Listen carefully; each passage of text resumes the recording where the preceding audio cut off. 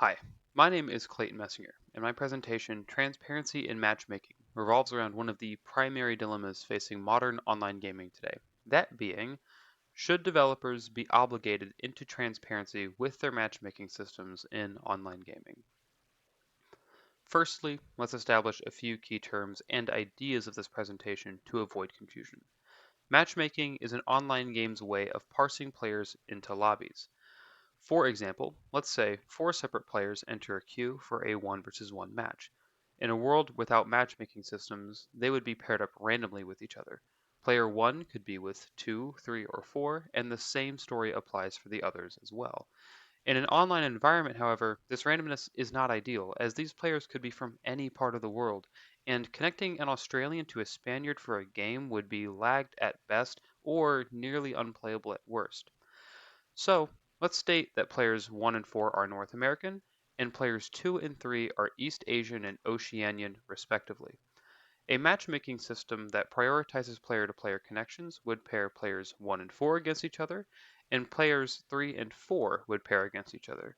Though they are not strictly in the same continent, players 3 and 4, the East Asian and Oceanian, are closer to each other than to either player 1 or 2, the North Americans. So everybody ends with the best outcome.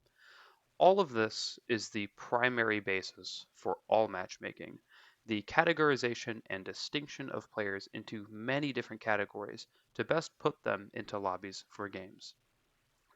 These categories of distinction almost universally include internet connection strength and geographic location, but they can also include other factors like in-game win-loss ratios or other performance measuring stats. Next, let's talk about game theory, the philosophical kind, which is not named after video games in any way. In philosophical game theory, people, corporations, and really any entity that can have collective or individual motives can be considered players of a game or agents. So too can the fictional online video game players from the previous example be considered agents. Agents act according to their desires, and broadly speaking, players of an online game seek enjoyment in some way. These ways can be social bonding with teammates and friends, improving at the game in some metric, or in most cases, winning and feeling accomplished. Another agent worth examining are the developers of an online game, treated as a conglomerate. This agent's primary goal is to spur players to keep playing their game, meaning give players the most satisfaction possible. Matchmaking helps accomplish this in many ways, like connection parsing in connection-based matchmaking, which gives players a smoother gaming experience. Another is rank parsing by win-loss ratios in rank-based matchmaking, which keeps games relatively competitive and makes wins feel much more earned. A key aspect of both examples, connection status and rank, is the visibility of it. Just as a player can check their server ping or connection speeds, so too can they check a visible in-game rank. Their rank mostly guarantees other players of a similar rank will be on theirs and the enemy's team in a given match, just as their connection region would guarantee playing with other geographically close people. Both of these examples are honest in what they are, how they operate, and what it entails for the player. Another, more hotly debated system is known as skill-based matchmaking, SBMM for short, which pulls varied player data like kill-death ratios, playtime, objective scores, support scores, and many other factors to parse you into an invisible ELO system, like chess's online ranking system, just less visible. This form of matchmaking is often unspoken and never made known to players by any one meaningful metric, often making it feel dubious at best and extremely frustrating to deal with at worst, especially if a player is unaware of it like developers intend.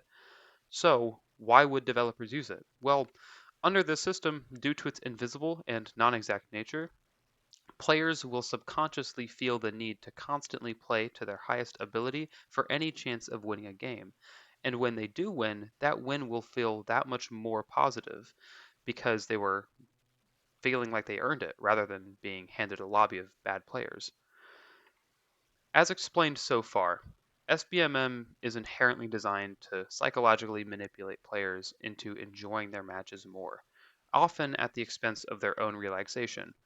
A key fact to point out among all of this, however, is that players are usually purposefully misled through omission into not knowing of SBMM's existence, and because of that, the system is that much more effective.